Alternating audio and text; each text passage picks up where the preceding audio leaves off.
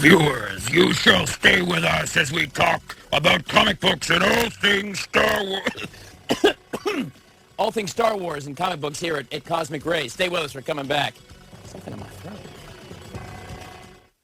Never miss your favorite Fox shows with Primetime On Demand, free from Time Warner Cable. Enjoy better. I can't tell you how many times we've taken Michael to see the pediatrician thinking it was just a kid. Raj, Howard, I don't know, Sheldon, and now Ray. It's true. Famous comic book collectors here, and right here at Cosmic Rays on Devine Street. We found an awesome little eclectic comic book store, comic books and games and things for sure. Yes, Mr. Ray Hunter, good morning, my friend. Great stuff, man. I have not been in a comic book store since I was a kid. I used to collect them. I was an avid collector for a long time. I still have some in Vermont. But comic books are still a multi-million-dollar industry every single year. Kids are buying these books filled with superheroes and stories. What is the love of comic books, Ray? I think it's just the adventures that you can go on. It's I know for me that when I was reading when I was a kid, right, it was a reality you could go into. You know, if you were having a bad day at school, or if, you know, whatever the bullies, whatever was going on at the time, right? You could always depend on, you know, Spider-Man. You could depend on Iron Man to take you, you know, and it opened up my imagination in a lot of ways. And I think it's done for not only for me, but for, you know, all the other people, the people that come through my store. Right. I mean, the collectors that come through here. They used to be customers, now they're my friends. And that's awesome. I guess it really is kind of a niche passion, so to speak. I mean, look, you can start collecting. I've got these kinds of boxes at home full of some of the ancient stuff, and we're going to talk about collecting and things this morning, but also they're still pumping them out, brand new books. What was your favorite book growing up? Spider-Man. Really? Yeah. Now, which one? The amazing, the fantasy? There's like 19 versions. Actually, I really love the novels. Okay. And that was, you know, the comics opened up the novels to me, and the novels just had more detail to them. Right. You know, they were definitely something that I really, really enjoyed reading. Sure. And again, it was something that, you know, it just opens up your imagination. It was a lot of fun. And then, of course, you know, I ran into people that were with similar interests. Right. I can remember when Star Wars #1 dropped, and we were all riding to 7-Elevens on our 10 speeds trying to buy up the #1s. So I mean, it's a passion. It's something that you really enjoy. You know, and it's funny, we talk about Big Bang Theory because that's like probably most people's glimpse into a comic book shop. You know, of doing the whole got it. But I'm telling you, I remember doing that. My friends Rob and Greg Hewitt in New Hampshire. That's what we would do. Like, oh, that's the one I want right there, and pull it out. You know, you go home and you read the book and you put it back in and collect it. It was just something kind of cool. I know, of course, I did read Richie Rich and Archie. I'm sorry. Okay. Don't beat me up. I did read Richie Rich. Remember the little rich kid? They called him the poor little rich kid. I still have them. Oh, that is awesome. So, guys, we're going to talk about collecting books. If you want to collect, you know, how you want to go about doing it to preserve your value. Because, you know, there are comic books that you may pay $2 or $3 for that can become worth hundreds and thousands. In the case of Superman, Action Comics, over $3 million. What? That's why you might want to don't have that book here. I was hoping.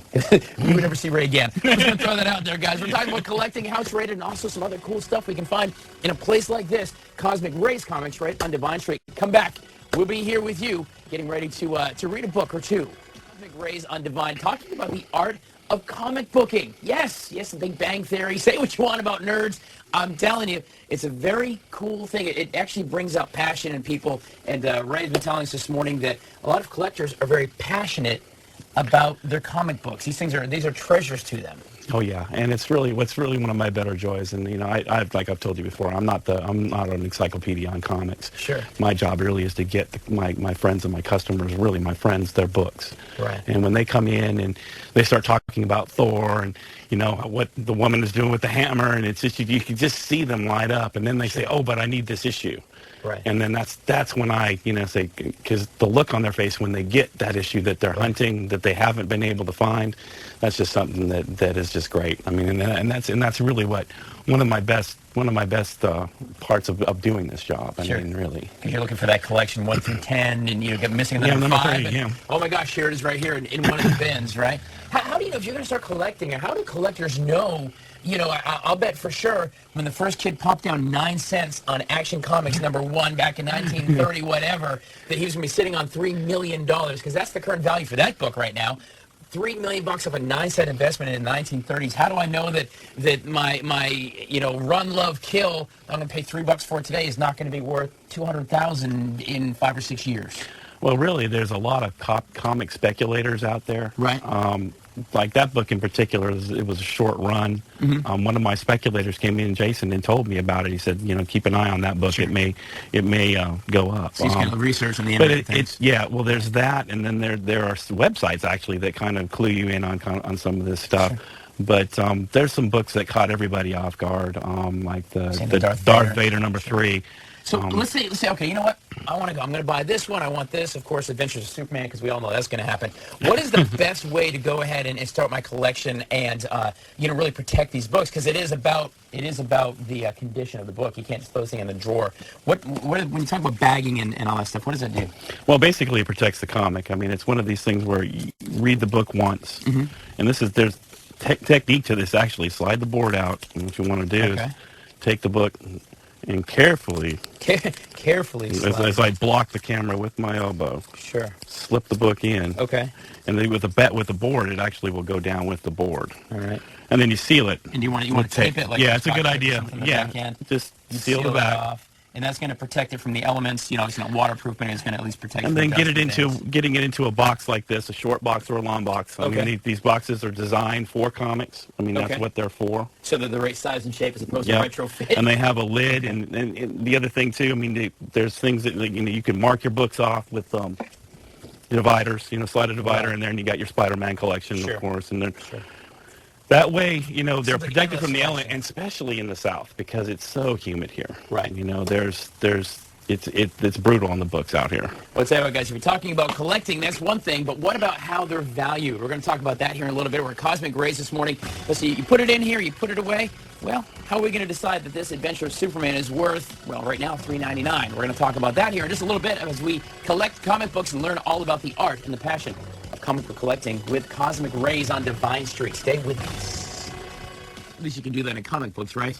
Ray Hunter from Cosmic Rays, Comic Books and Arcade here on Devine Street. We're talking about the art of comic books, why they're so popular, why they're a $1 million industry every single year, and collecting. For instance, this Incredible Hulk in 1987 was 75 cents. Today, you can pick it up for the low price of $50. It's worth 50. But how is it, Ray, that folks decide that this book that was 75 cents 25 years ago is now worth $50? Well, it's this particular book, it's the cover art. It has a lot to do with, it's an Incredible Hulk, but Wolverine's on the cover. And, of course, you see the Hulk coming on his claws. Right. Look at that, guys, right there. That's very cool. Now, there's an Incredible Hulk 181 that's worth a small fortune. Right. Because it's basically a first appearance. And that has a lot to do with it. A lot of the first appearances of any character brings the value of a book up. Now, the classic one you talk about is Action Comics #1, 9 cents back in the 1930s. It's worth over $3 million now. If it's kept in good condition, and the condition, Ray, is really what has to do with the value of a book, right? Yeah, but even a reader copy of that is worth a small fortune. I mean, that particular book, if you had a reader copy here, I would be, again, the book's not here, but... Not here, guys. But by and large, take a look as you hear mint, near mint, whatever. Let's take a look at some of the conditions and how an evaluator might look at this and go, this is worth this. So we got like a Richie Rich, the poor little rich boy, and his dog Dollar, one of my favorite comics. This sucker is all kinds of banged up. It's basically a reader copy. I mean, you could actually take... And reader copy, you mean just one you just actually sit and read, right? Yeah, exactly. I mean, it's something that, if you enjoy the storyline and everything like that, that's great. But I think this particular, this cover just comes right off. Okay. Again, this is at best very good, more like very, very good minus. But I mean, like this one's missing part of the cover. These are not in the best of condition. This one's a little better, but there's some damage that looks like along the spine, right? And that's where you're looking at? Damage, and then there's, the corners are rolled. There's some minor bends in it at the bottom. Again, the staples are actually, at least the staples are clean on that book. Okay. Again, it's not something that you're gonna be near mint by any means. Sure, but it could be if it's a book like Action Comics or this Incredible Hulk book. It may not be worth 50, but it might be worth 35 still versus the $1 somebody paid for it back in the late 80s. Of course, these would be what I would say. These are brand new, but these would be mint if you could hold on to this book. and make it something, 20 years from now. Yeah, and that's a special book too. That's they killed Deadpool again. Okay. So actually, Again, no, actually they hadn't killed him yet. It just seems like they kill everybody over and over again. Sure. But that's issue 250. So this would be like a mint then. Yeah, I mean it's basically directly from Diamond right to my wall. So I mean there's nothing, no damage done to it whatsoever. We got just a couple of seconds left, but if you've been in comic books at all, I remember when I was a kid collecting comic books, the Overstreet guy, Bob Overstreet, would have this big Bible that was good for a year, but there's a ton of places, and we'll put links for you, WACH.com, other places you can go and evaluate. If you have, like me, I literally have a box like this of comic books at my house in Vermont. I have to go through it at some point and evaluate, but it's all about the condition, keeping it conditioned, good and worthy, and holding it like that, right? Well, bagging and boarding is the most important thing. Get it in a bag and board and take care of it. Even if it's in, not the best of condition, it's still better. It will never degrade from that point as long as you take care of them. Just like it is. We're talking about Cosmic Ray and talking about comic book collecting here this morning. But comic books are not the only thing we can do here. How about a Throwback Monday? How about a Marvelous? We'll think of something fun. As we're live and local at Cosmic Ray, stay with us. We're coming back. Ooh, Scarlet. It's booby trap like that. Oh, yeah, listen to that. There is something about vinyl. Isn't there, of course, the original Star Wars soundtrack here at Cosmic Ray's shop here right on Devine Street. We're talking about comic books this morning, collecting comic books, how you can value them, that, believe it or not, you can spend 9 cents in 1935 on a comic book, for goodness sake, and have $3 million worth of book. But it's not just the comic books that folks like to collect and celebrate, right? Oh, that's true. I mean, there's a lot of stuff that people are into. I carry a lot of the retro games, gaming systems. Look at these guys. Remember these things? Remember they didn't work? You'd blow on them? How did the world, before Facebook and before the internet, how did the whole world know with a Nintendo game you blow in it and it'll work? How did we tell each other that? I think that's just caveman instinct there on that one. That's what I call that anyway. I mean, if it doesn't work, you bang on it with a hammer or blow on it, do something to get it in there. That's right. That's right. These old systems are really, they do very well. There's a lot of games that are highly collectible. In fact, I own a Nintendo 64 just for one game and one game only, and that's Road Rash. Oh, I love it. Yeah. Huge fan of that game. Do you have the Atari 2600? Actually, I've got the worst game ever in here. I've got E.T. the Extraterrestrial, the one they buried in the desert. I'm pretty good about that game, actually. Dude, there's no getting past the third board on that. You know that, right? It's crazy the things that people collect and walk around. And really, I'm kind of walking through my childhood with the different cool things. But tell me about this auction that you guys do. As collectors, you do this really kind of cool virtual auction with folks from the Low Country and here all around the state. Well, no, really what it is, it's a Low Country anime and gaming. Emily and Dondi came in and they basically run this. And what it is they felt kind of sorry for me, I think, because I didn't know anything about anime. And basically what the auction is you bring an item in. Right. We give you $600 of imaginary money. Imaginary money. That's the key word, yeah. Yep. And then whatever your item sells for, we add that to the imaginary money, and you bid on everybody else's stuff. But you actually get stuff, but then you have kind of like a credit. Well, basically what it is, it's a big swap. It's kind of like Dungeons and Dragons for swappers. Yeah, I guess. You can roll your dice, right? Well, and then there's always a theme, like we discussed. I said this one's going to be Marvel versus DC, so whoever wins on that will get an extra 1,000 cosmic bucks. So you'd be wearing this shirt, then, your Marvel. I may be going with Image myself, but which I'll be the only one probably. Right. But it's a lot of fun, and it's something different, and we do it once a month. So if there's something in the auction that you don't see the first time that you don't want to bid on, you just roll your money over to the next one. So where are these people coming for this auction? Who's involved? Basically, it's a lot of my regulars. But if you bring somebody in new, you actually get an extra 1,000 points. Oh, that's nice. We do them once a month. In fact, this Saturday is going to be the next mock auction. The virtual auction of cool collectible stuff. Well, they Cosmic Race. I do love that. It's such a cool thing. And really walking through history. But that is not all you can do here at Cosmic Rays. We've got the comic books done. I've heard some of my favorite records on vinyl. Kids, believe it or not, there was once a time when music came on vinyl discs this big. They sound so incredible. Stay with us. We're coming back. We're walking through history and some fun. And hey, look, Zoinks! Look, it's Fred. Shag, what do you do? School. What? My favorite things about looking at some of these old collectible comic books are some of the ads that used to be. I mean, if you want yourself X-ray glasses, you can get those. You can get an air car ventriloquist doll, all for the low price of $2.95. And let's not forget, of course, Sea Monkeys. Who doesn't love that? This is the back of an old beat-up, banged-up Richie Rich comic book here.